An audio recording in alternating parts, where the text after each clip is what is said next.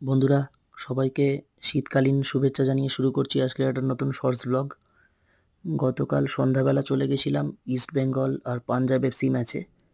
ISL এর match, আমাদের home match. East Bengal versus round class Punjab. Punjab প্রথমার্ধে 2 গোলে এগিয়ে যায়।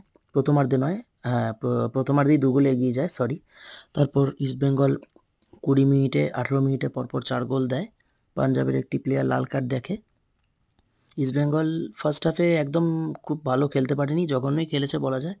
দ্বিতীয়ার্ধে সেই চেনা ছন্দে আমাদের টিম, আমাদের দুটো বিদেশি ছাড়া খেলতে হয়। আমাদের ইন্ডিয়ান স্কোয়াড একদম তৈরি। পিভি বিষ্ণু আসার পর গোলের রাস্তা অনেক খুলে যায়, আর ওদের একটা বিদেশি প্লেয়ার পাঞ্জাবের চোট পেয়ে বেরিয়ে যায়। এটাই আমাদের টার্নিং পয়েন্ট, ফরেনার ওদের বেরিয়ে যাওয়াটা। যাক, জয়টা ভালো লাগছে। আগামী শনিবার 21 তারিখ জামশেদপুর ম্যাচ, ওটা জিততে হবে। জয় ইস্ট বেঙ্গল, শুভরাত্রি।